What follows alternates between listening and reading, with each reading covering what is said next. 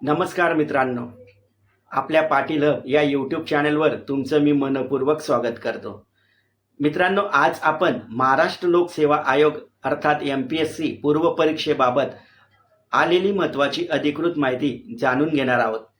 लोकमतमध्ये प्रसिद्ध झालेल्या वृत्तानुसार MPSCने पूर्व परीक्षा प्रक्रियेत काही महत्त्वाचे बदल करण्याचा निर्णय घेतला आहे। मित्रांनो, व्हिडिओ शेवटपर्यंत नक्की पहा। तो बदल आयोगाने नेमका कोणता केला आहे ते आपण थोडक्यात पाहून घेऊ।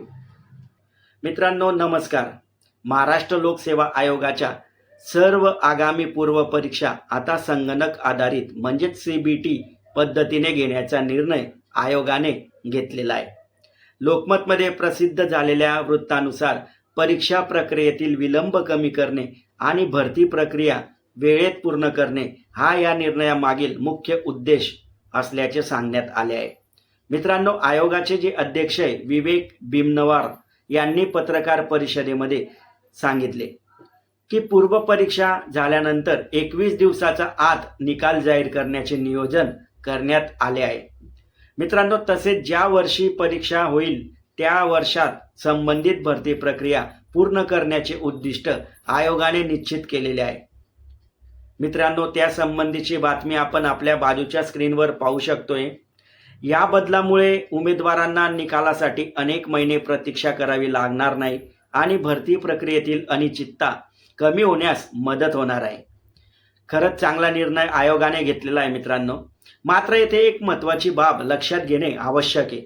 ही CBT पद्धत केवळ पूर्व परीक्षेसाठीच लागू राहणार आहे।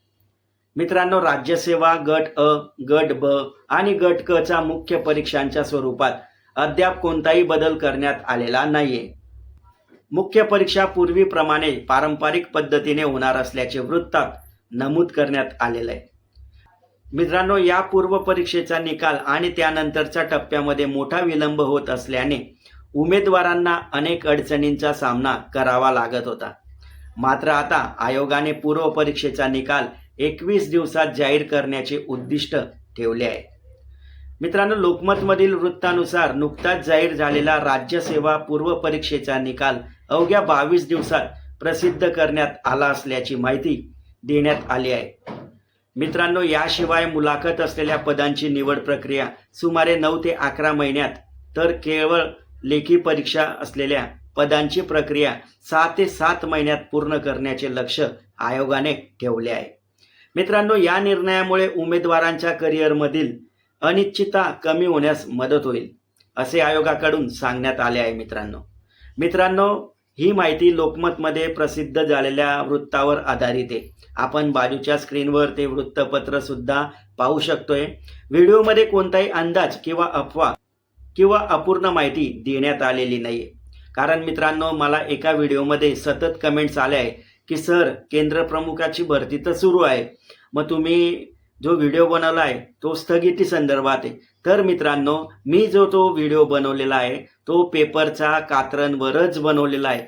जेव्हा ऑथेंटिक माहिती मला मिळते तेव्हाच मी व्हिडिओ अपलोड करत असतो, हे आपण लक्षात घेतलं पाहिजे। या निर्णयाबाबत मित्रांनो तुमचे मत काय आहे ते कमेंट्समध्ये मला नक्की सांगा। व्हिडिओ जर आवडला असेल तर लाईक करा। चॅनेलवर नवीन असाल तर पाटील हब चॅनेलला सबस्क्राईब करा आणि अशाच शैक्षणिक व भरती संदर्भातील अधिकृत अपडेटसाठी बेल आयकॉन दाबायला मात्र विसरू नका मित्रांनो। लवकरच पुढच्या व्हिडिओमध्ये भेटू। तोवर धन्यवाद। जय हिंद, जय महाराष्ट्र।